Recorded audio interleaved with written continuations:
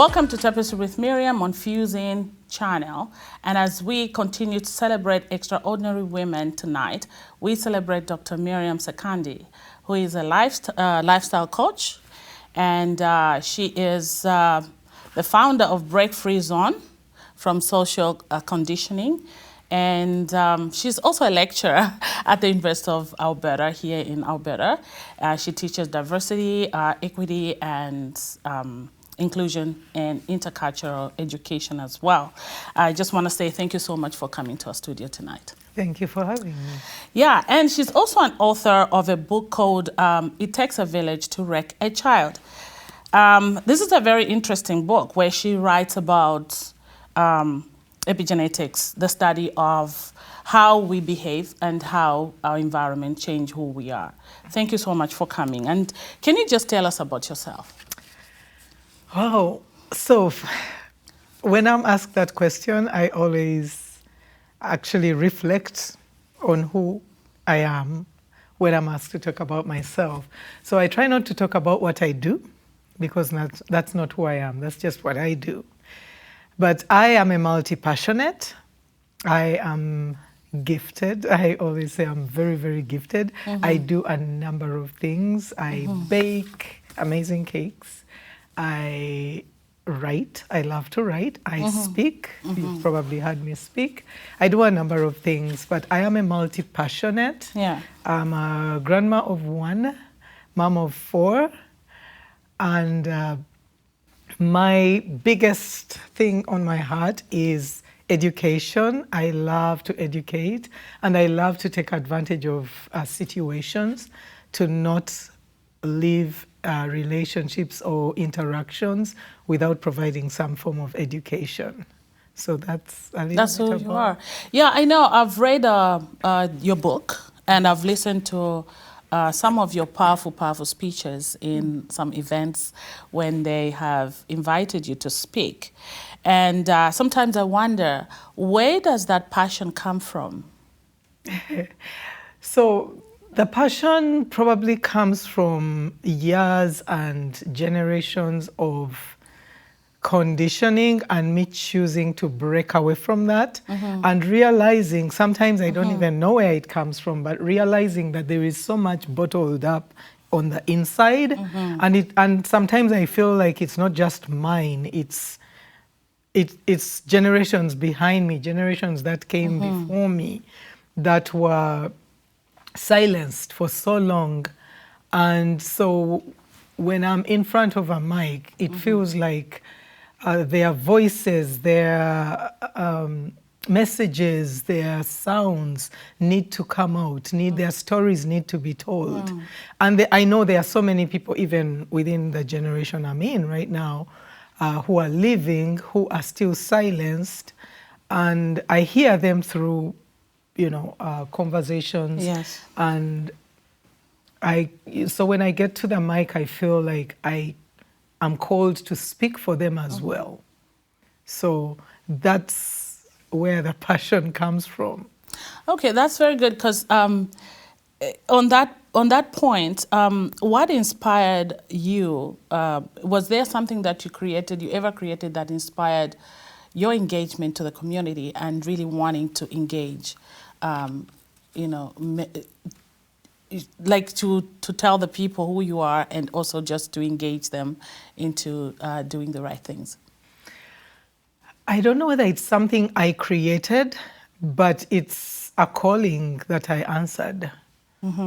It's, right from when I was little, I always wanted to speak, but I didn't have that opportunity. We were not allowed. Children were to be seen and not heard. And, every time I tried to speak, I got in trouble. So it almost was like, when you speak your mind, it's not good. So, and there's always the permission. I actually talk about it in the book. There's always, almost like when you become an adult, there is permission to speak. After you become an adult, it's like you're given permission to speak. But how can you speak when for so long you've been told not to speak? So how do you learn to speak? How do you allow that voice to come out and you're able to speak? So it's not that I created, but I felt like there was this calling to share. You know, I'm trained as a teacher as well, and you know, teaching kind of helped a bit with that. But yeah, I just answered a calling that so many people were silenced, so many women, so many girls, so many children, and I didn't feel that was right. So. And when you speak about, you know, some of those things were bottled up in you and also just suppressed somehow, are you talking about the environment in Africa, or you're talking about the environment wherever you've been? I came here as an adult. I came to Canada as an adult, of course. I came in 2004. I already had 3 children by then. But the silencing, of course, is culture, right? There was a lot of cultural silencing of women and children that I grew up in. And so my speaking came almost like as a defiance to that. Okay. Yeah. Wow, wow. The book, which I'm very much interested in to actually talk about with you, the book, It Takes a Village to Wreck a Child, a very interesting piece for me, and I was shocked when I saw it, because every time we learn or we've heard about it takes a village to raise a child, and it was totally opposite for me when I read the book, and I was like, what is in this book? And immediately, as a person who grew up in Africa, there were some things that I thought she could be talking about the book itself. Have you ever received any negative comments from people within the community about this, and why? Interestingly, not. Wow. I have not received a single, I have a copy here as well. I've not received a single comment, like negative comment about the book, and I hope not. When I first thought of the title, I wanted to, initially it was It Takes a Village to Raise or Wreck a Child. But I felt that raising, the people who recognize that it takes a village to raise a child are usually the adults, right? It doesn't reflect on the child themselves.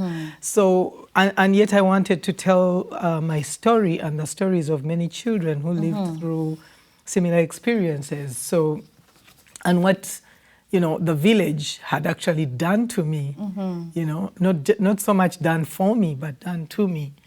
Because I felt that is where, you know, a lot of my power was coming from. I needed to break free from what was done to me. Hence, It Takes a Village to Wreck a Child. But yeah, most people hear the title or see it, and they just want to see what's inside. What's inside? Because if I go to chapter 3 here, if I can find chapter 3 somewhere, I think you've talked about how you went through a trauma, various trauma, and you went through emotional abuse as well as physical abuse, the nosy neighbors.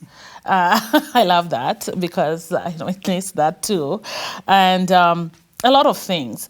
Did it ever occur to you that one day you'll be telling a story that impacted you so much in your life at this particular time? Probably not. Probably not. I grew up that way, and it didn't sit right, but I didn't know otherwise. So I did, as a child growing up, I didn't feel it was okay to be silenced. It never sat right. And when I started teaching, I didn't want my students to experience that. So I tried to give them a little bit, something a little different, but at the same time, I didn't know differently. So it was almost yo-yoing, going back to what I had been told, and then back to what I would have wanted other people to work with. And raising my children as well, it was interesting because with my first one, I raised her in Uganda. So I had a bit of She did experience some of what, because I didn't know any better as a parent, right? Okay. So she got her, little Her own, beatings and her own share. We've Yeah. done a lot of work together actually to heal all of that. And as, the children came, a lot changed as I was changing. Yes. Right? Yeah. So, the last two got a little bit of a different mom than the first one. The second one, probably, he was a boy, so he got nothing. Yeah. He was a spoiled boy. But, it never... I never knew that I'm going to tell it this way. Mm-hmm. But at some point I said, you know what? So many people are going through this. It's so normalized. It needs to be taken apart, dismantled, put in the open space, because for so many people it's normal. Mm-hmm. That's how you raise children. Yeah, but I'm interested to know, in your book you write, this book is about recognizing how powerless childhood is, mm-hmm. how deeply children are impacted by not just childhood trauma, but also collective mm-hmm. trauma. What does that mean, and what? So there is the childhood trauma that you experience as you're being socialized, mm-hmm. as you're being raised in a family, right? And trauma is interesting because there's the little T's where it's something as simple as you were building a fort with mommy's shoes, mommy mm-hmm. comes and, complains like, why are you playing with my shoes? And, mm-hmm. Dismantles your fort. Yeah. Whatever you're building, mm-hmm. that can cause trauma for a little child. But then there is all the other emotional, the physical, and so on. Yeah. And then there is the collective trauma, which is shared. And when I talk about collective trauma in there, I don't just talk about global collective. There is the collective, for example, I grew up during the war in Uganda. There were wars going on all the time. So there is, as a generation, there is stuff we experienced. And then there is the cultural collective, mm-hmm. which is, culture. This is our culture. This is what we do as a culture. Yeah. But what we do as a culture actually leaves children wounded. And so I was talking about probably those three forms of trauma. That's interesting, because in your book you also write about intercultural competence. Mm-hmm. What does that mean to be interculturally competent? In brief, living with people of different cultures, learning to live with people of different cultures, at the same time respecting where they are coming from, mm-hmm. right? And not necessarily demonizing, mm-hmm. but respecting what that is, understanding why people act that way or behave that way. You may not even understand, but you can respect what you see and maybe ask questions to learn a little bit more, and recognizing that we all come from different backgrounds. Yeah. And for me, I'm a number person. So sometimes when I think about, when I'm talking about things, I think about statistics or numbers or something. So in your own word, experience, I guess, you are talking about, how the same society that says, it takes a village to raise a child would actually wreck a child. Mm-hmm. What percentage, in your own experience, do you think that, the negative or the positive, is it, what percentage do we leaning towards the positiveness of the culture? Thankfully, I'm not a numbers person. I'm more a narrative person. I'm more a storyteller. Yeah. So I don't have any numbers for you. But what I know is every culture has sore spots. So every culture needs to be reflective, right? Every culture has those little pieces that leave either children or women or men wounded, or the seniors, or there's always the little sore spots. So it's recognizing what the sore spots are and figuring out how to address them.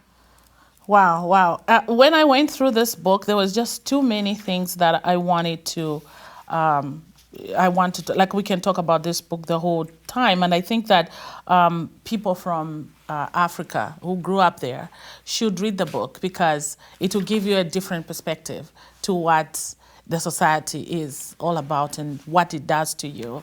What are the first steps a person can take to break free from social cultural conditioning?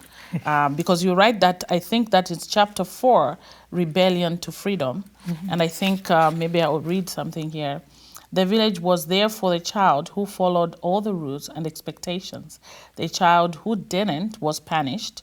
For the child who went beyond punishment, like I had done, the village didn't know what to do but spit out. That was me. And so, what steps would you take to do that? It's, again, you can take steps, but this is not a step process, because you have to understand, how do we get there? How do we get to social cultural conditioning? How deep is it? Because you have the culture, right? A lot of, there's a lot of depth and so many generations steeped into a culture. So what I write about there is, through our conditioning, we are conditioned when we are born. Yeah. Of course, there is what we are born with when we come to the earth, whatever is inside of us in our DNA. But there is also our socialization, right? So the way we are socialized, we learn how to do things, and we start doing those things automatically. We don't even ask questions. Then we have children, and we do the same. Yeah. So it's passed down the generations. So to break free from that, and which is why I kind of came up with the phrase break free zone, is recognizing, because you have to recognize, where is the conditioning?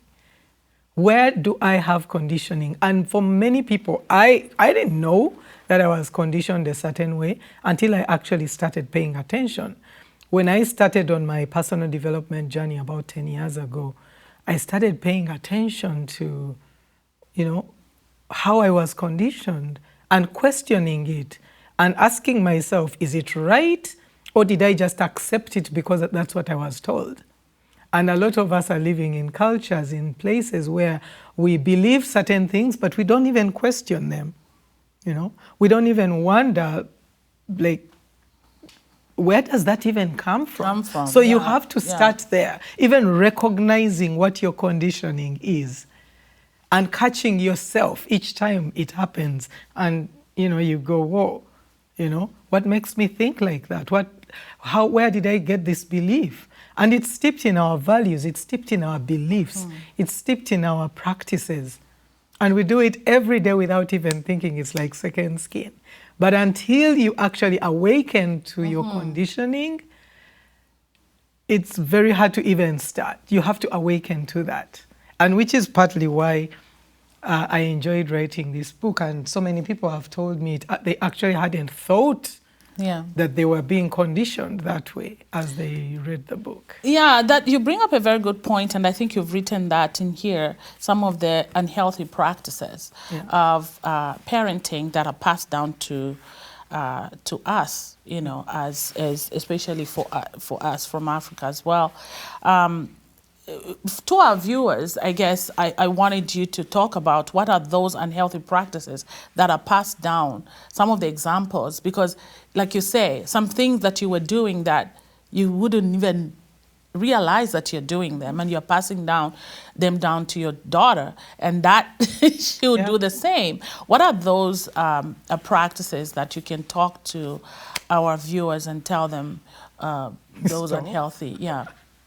I think a key one is looking at children differently, because there is a sense amongst so many cultures that children are treated like empty tins that a parent has to pour into, and then when a child does something that the parent didn't expect, they say, where did they learn that? Oh, that child is so bright. But it's because they never saw that child for who that child was. They only see that child when the child learns what the parent is teaching them. That's the only time they recognize, oh, my child is a good kid, or because they're doing something I taught them. But children come equipped, right? They come equipped, and the child has to be seen for who they are, not just what you tell them. So some of the, like a huge unhealthy practice is not seeing a child for their strength, their power. What do they bring? What do they come here with? Looking at a child with wonder, right? If you look at a child comes out and somehow they learn how to suckle. You don't teach a child how to suckle. You just shove something in the child's mouth and the child suckles. And we think that, oh, you taught them how to suckle. You did not. You just shoved the boob, right? Or the pacifier or whatever, bottle, right? So when you look at child as the child is growing, as the child is developing, there is a natural progression of things. So when you undermine that natural progression of things and think you have to constantly interfere and interrupt them with your conditioning, because this is, by now you should be walking, by now you should be talking, by now you should be doing this. So you keep interfering in the child's development versus looking at child with wonder and saying, what does this child have today? And that goes with views as the children grow up and they share their views. Are we mature enough? I'll use the word mature. Are we mature enough to honor children's views without being offended because the child's view is different from mine as a parent? Wow. Right? So that's, around children, that's a huge one. That's a huge one. I could go on and on about beatings, right? Beating children. Most parents, I was talking to a parent recently, and she was very upset with a child and she wanted to beat the child. And I told her, like, usually you don't beat a child because you want that child to listen. You beat that child because you are frustrated. So the beating helps you, the beater, not the child, to release your frustration. So if you think about that, imagine how much pain are you inflicting on this child to get rid of your frustration, right? Because beating the child is not what makes the child do what you want. The child might do what you want out of fear of being beaten, but not out of learning, which is why you hear parents say, no matter how much I beat this child, the child does not learn. Because the beating doesn't teach anything. The beating just creates fear. And so the children just respond out of fear. So that is very deep. That's very deep. And I think that, you touched a lot of things that you've also written here about, just really embracing a child. I think that's something that, sometimes we don't do. That if I'm going to embrace this child, they are going to do anyhow. You know what I mean? Like in Africa, we don't want a child to be, especially for fathers. I think this is more for fathers who kind of just will come in the house and muscle up. And the child will be like, they've not embraced the child. So the child would not show that intelligence. They'd not show what they know, because everything they know, they think that their parents won't allow. And they won't do anything. So it's very, very important, like, what you're saying. I mean, you've written, I wanted to go back to your experience you've written also in this book, it's about society, the environment, and how you grew up, that the discipline was one thing, and also the emotional abuse from other people around you was another. And it was very sad for me when I read about your experience as a child, and that you didn't even have that voice to voice out of what you went through at the hands of the people that lived with you in the same house. And you say that 40 years later, you talked about it.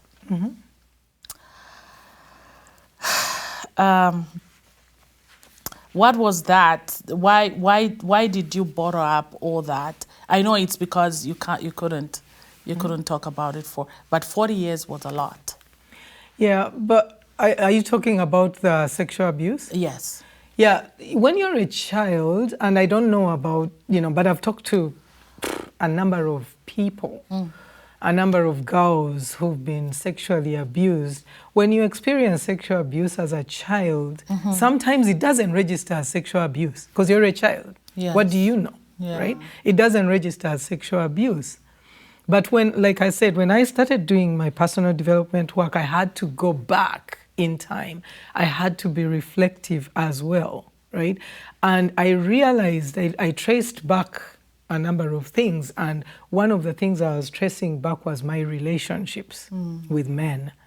And through that, that is how I kind of went, and I'm not gonna go deep into that conversation, but it's through that I was able to go, this is how I was impacted, because I'd never connected it that way. Why? Because as a child, it doesn't register the same way as if when you're a grown up. Because when you're a grown up, you can name it, right? Because you've heard about it, you can name it. But as a child, you don't name it. It's happened, and you move on, right? But then as you grow, society starts. Things start going on, and you're like, interesting. And then you make those, connections. So that's how I was able to talk about it 40 years later.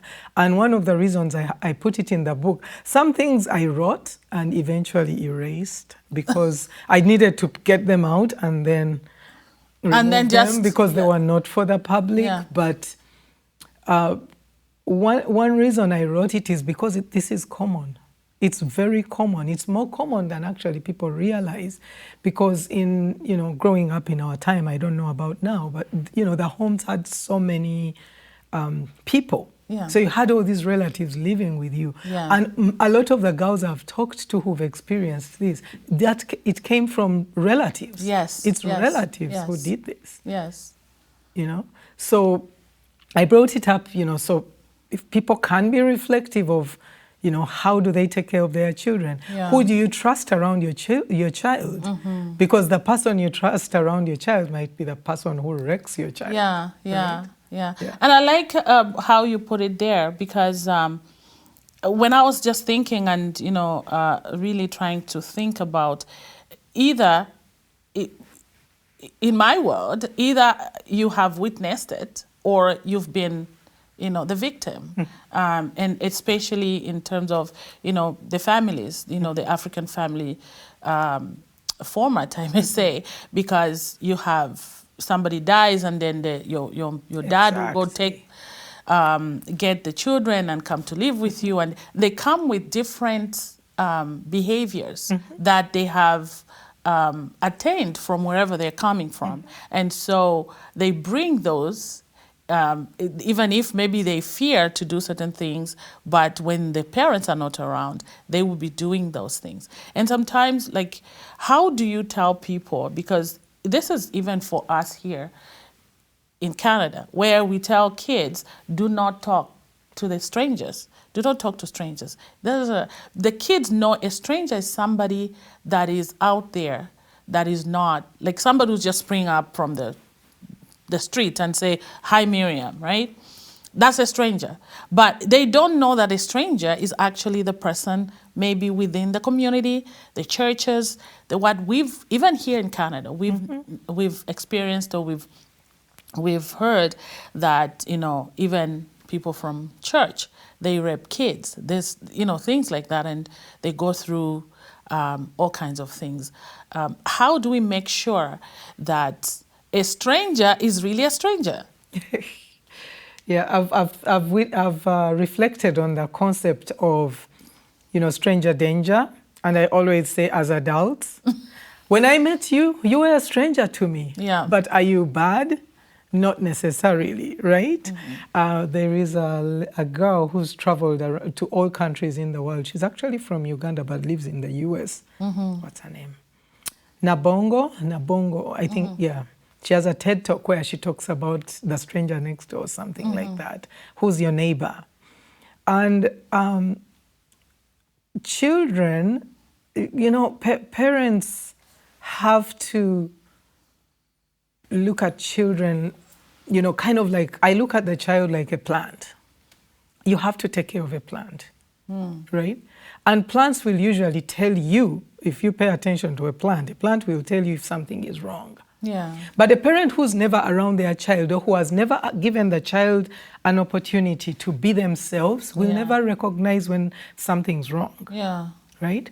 So, and usually the stranger, unless, sometimes they'll court the children. They'll start off by courting the children. But if you never see your child, if you never pay attention to your child on a daily, you are not going to see when there is something wrong. By the time you learn about it, the child has told the counselor and never told you. Why would the child tell the counselor and never tell you? Tell you, yeah. Because the environment you've created in the home is such that this child cannot trust you with that information.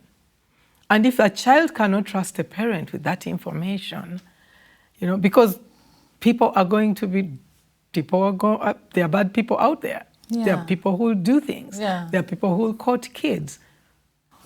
But if you don't pay attention to your child, if you never create that relationship, you will never know when something's off.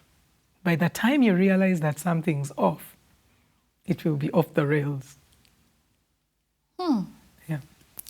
This is deep. So what do the parents, what should they do? Because I'm just trying to think, and for you, because you are so engaged in the community as well as, teaching, this is really a teaching moment for all of us, and really this book has brought a lot of things that I've seen myself and I've heard, and I feel as though something has got to be done, because people, because even at this time in Africa, I know a lot of these are happening. Just 2 weeks ago, I read about a 13-year-old girl who was sexually abused by the stepfather, the stepbrother, and the uncle. So 3, right? And these people, they created that environment. And she was living there because I think, either she was living with her mom, and the mom was married to this man. So you can imagine that kind of environment is still there. So how can these parents make sure that these things are not happening? Is it to read the book, or is it to listen to something, or is it some kind of awareness that they should have at hand to get through? Yeah. A lot of it goes back to social cultural conditioning. How do you see children? Who is a child? Right? If you always see a child like, go play, like they're a bother. So many parents are raising children, and the children are like pests. Parents are constantly sending children away. Get away from me. Like, go play. Go do this. The child comes to you. Stop bothering me. I'm on the phone. I'm tired. I'm from work. They're scrolling. Yeah. Right?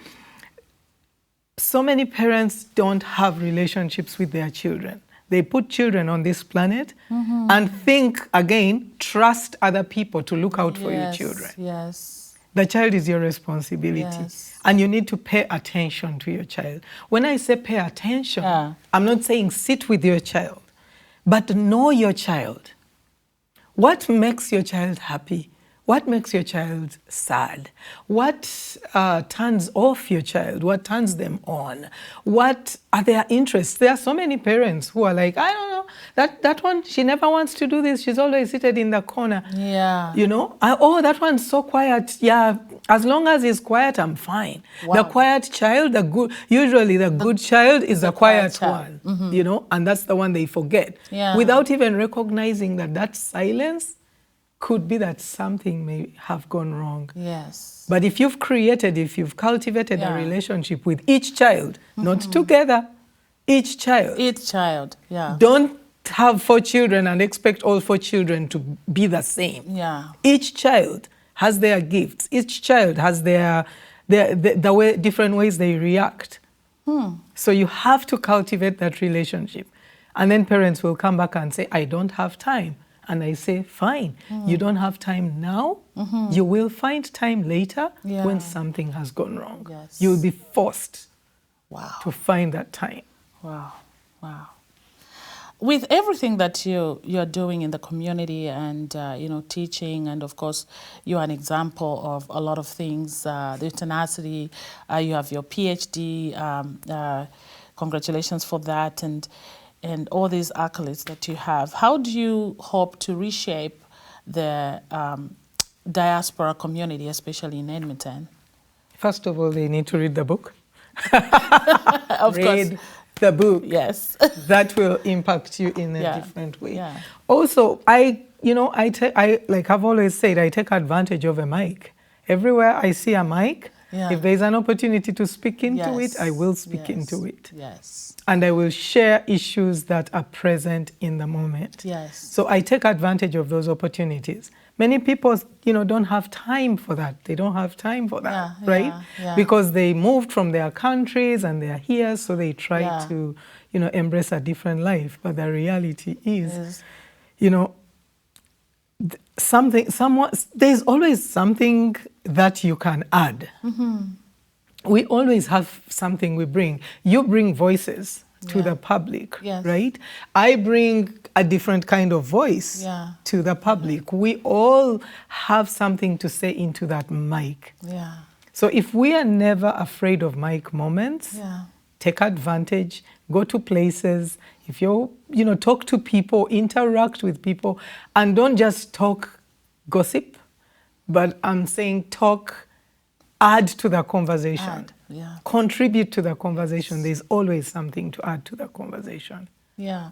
And I think the other thing that our community should be doing is that there are a lot of volunteer, in not-for-profit organizations where, they can send their children, they can work with their children, they can go there and do something with their children together, gardening, they can go and volunteer at food bank, they can, all these things bring about togetherness when you are, because sometimes they say they don't have time with the kids because maybe they've taken up 2-3 jobs and the kids are actually alone in the house, doing, especially with different gadgets that they buy for kids, and kids are just being looked after by the gadget, and they're not there, right? And that's something that they need to be able to get involved in things like, for example, when I met you and you did a very good job with a speech at the Black History Month. I mean, if I didn't go there, I wouldn't have, I have to speak to her, right? So those are the things that we need to be doing in the community as well. I just feel like we haven't dissected this book so much. But I wanted also to find out, what are you focusing on after this book? What am I focusing on? Yeah. I'm always focused on making myself better. Yeah. That is, it sounds selfish, but we've grown up being told don't be selfish, right? Mm-hmm. Selfishness is something that is frowned upon as if it's a bad thing. But I like making myself better.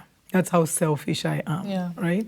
Improving myself and bringing, because I know as I continue doing personal development work, I discover parts of myself that I didn't know exist, right? Mm-hmm. And I discover different ways of doing life with my children, with the community. I listen. Part of selfishness is I listen to things that matter. And so I'm able to bring voices of individuals that won't speak up. So many people won't speak up. They'll complain in the sidelines. But I selfishly pay attention to those conversations and complaints, and I'm able to bring those forward because, like I said, so many people will not. But going back a little bit to your thing about children and gadgets, that's an interesting conversation. Because it's the era they are living in, right? Yes. But the question is, do you know what your child is doing on the gadget? Your child could be on the gadget, but do you know what they are doing? Do you know who they are interacting with? Yes. Right? Because they could be on it, but if you know what's going on, it's a whole other conversation, right?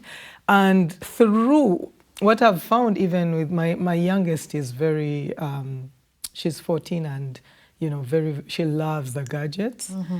And I still pay attention to what she's doing on the gadget. Mm-hmm. And sometimes she's actually doing her schoolwork with music playing on a different gadget, which is, I know all about that. Psychologically, they say that their brain is not there 100%.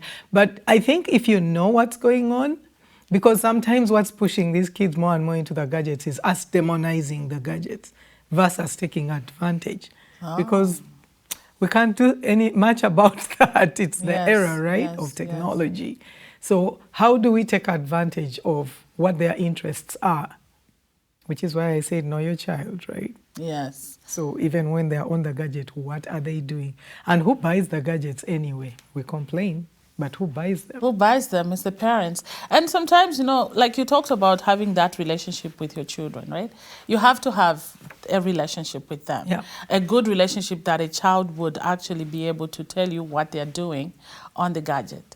Or, if they saw something, some conversations and stuff. I've done that sometimes with my daughter where she sees something and she sends it to me and then she'll be like, did you know about this? Then we start kind of discussing, having a conversation on it and stuff. And, obviously they see other things, but it's important to have that kind of connections with a child. Absolutely. And you have also talked about your healing in this book as well. How did your healing come about? And what is your recommendation for healing? Because a lot of people, and I think you have touched where a lot of people might have gone through either, like I said, witnessed it or the victim. Mm-hmm. So your healing might be different with your experience. So what's a recommendation of healing from that? Recommendation. Healing from sexual trauma? Well, or anything, from trauma overall? Yeah, from the There's honestly... Epigenetics, I guess. Honestly, there's been a lot. I always believe that if something can cause harm, something else can cause healing. Okay, yeah. Right? So one of the things that I've realized is there's different ways of healing, obviously. Mm-hmm. But before you heal, you have to acknowledge that you have a wound. Until you acknowledge that you have a wound, I hear the word healing being thrown around a lot, but when I engage with conversations, I'm engaging with people who don't even acknowledge they have wounds. I met a girl who told me I never even knew I had trauma. Like, she grew up in the church. She said, you would never convince me I had trauma until someone started taking it apart, and I was like, trauma is my middle name. Through the church. And that's a whole other conversation because there's so much trauma in the church. Yeah. But nobody, addresses that. But for healing to occur or to begin, it's the acknowledgement. Everything starts with acknowledgement. Awareness and acknowledgement. And sometimes, many times, it requires digging to find where this is, right? Mm-hmm. Where is the issue? Where is the wound? Where does it come from? Yeah. Is it mine? Did it happen in my lifetime? Did it not? And there are so many modalities out there. There's some people will get it through the regular, therapeutic methods, psychotherapy and so on.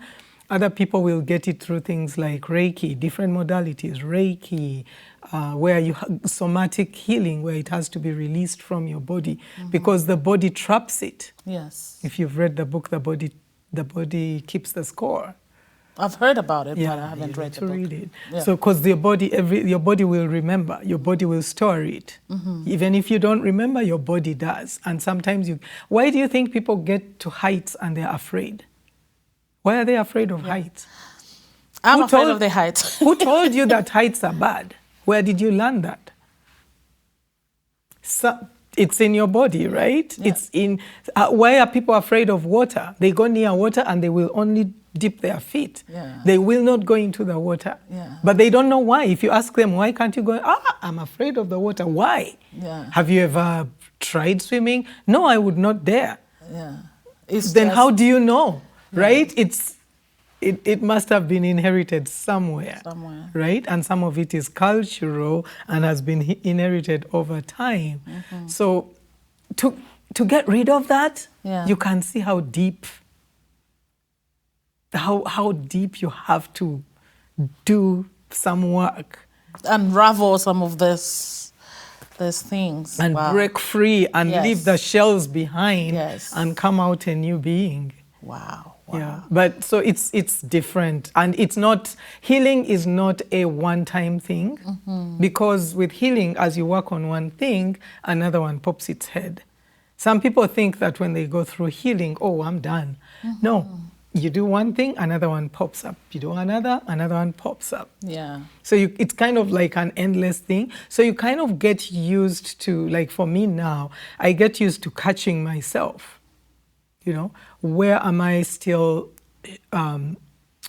showing that there's still some trauma? It's like paying attention to yourself. Yes, to your body and to your emotions and to your reactions and the things that move you. You know how you get to places and you're like, that doesn't move me anymore? Yes. And then something comes and it hits you and you're like, where did that come from? Right?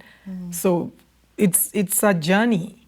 But it's a journey of excavation. You literally have to excavate things and take them and put them aside, put them on fire and burn them. Burn them. But it doesn't mean that you forget, because sometimes the memory remains, it's still there. Right? So you just need to know how to release the breathing, the journaling, the meditation, so many modalities out there, and you find like what works for you. But you have to be open. Some people just pray. Yeah, so you have to find what works for you. Yeah. Well, Dr. Sekandi, I think this was a good conversation. I think that we have not even started. No, I don't We have not so started. Either. So where can people find this book, and Amazon. How much? And can you just tell our viewers? How much? It's on Amazon. Okay. It's a quick read, actually. If you sat down, it's about 2 hours. Yes. But it's a heavy book. Yeah. So the 2 hours could be heavier because of what it brings up for you, if you resonate with it. And if you're just learning about a culture, it may be a little bit different. But if you resonate with a lot of it, it can be heavy. Yeah. And it can be, I've been told different things. I've had people say they go back to it. And it does have some spaces for journaling. Yes. Like, absolutely. lines in there. You can scribble your thoughts. You can scribble your memories. There's room for that stuff, because I love journaling. Yeah. That's why I had to put that in there for you guys. Yeah. Yeah. That was really good for you to do that, because like we are talking about excavating. That's the word from you. I learned. I have to use that. You probably, like when you're writing them down, you are releasing it. Exactly. It's like a therapy as well. So you're releasing. So it's really good to have to do that as well, to write them down. And what else can you tell our viewers, some of the things you're engaged in the community, where they can find you? And I'm sure a lot of people will be interested to actually talk to you after our conversation, maybe today. So if you can just... Where am I? So mainly, I'm very easy to find on social media. Yeah. Just look for my name, Miriam Sekandi, or Break Free Zone 4. Usually it's Break Free Zone 4. 4 is for my 4 children. Okay. Because I think Break Free Zone was taken and I couldn't, I had to add something which was 4 for my children. But anywhere through social media, LinkedIn, Facebook, I'm even on TikTok. I drop some things there, but not too much. I don't dance. It's not funny. I don't know why. I thought I was a funny person, but I get on TikTok and I'm like, I can't be funny. I can only be funny spontaneously, not planned funny. Yes. So yeah, that doesn't work. But on Instagram, I'm there. And I usually do share a lot of my thoughts. And of course, you will always find me in front of a mic. If there's a mic and an opportunity to speak, I will be speaking. Yeah. So aside from the speaking, I also do a bit of work with the Alberta Black Therapists Network. Okay. I am the board chair. I also sometimes participate in psychoeducational work. I'm not a therapist, I'm not a psychologist, but I do support them because part of my journey has led me into interest with mental health, especially mental health amongst the Black community. And so I've been, helping out with some workshop delivery with Black Mental Health Canada as well, supporting the movement to equip more clinicians and psychotherapists and all those people with an Afrocentric framework to supporting Black clients. Because, as we all know, the system in place has been very Eurocentric, yes, and a lot of Black clients have felt left behind. So that is some other work that I do, supporting, and I go back and I'm like, I wish I was younger and still had time for more books. I would probably do something in psychology. yes.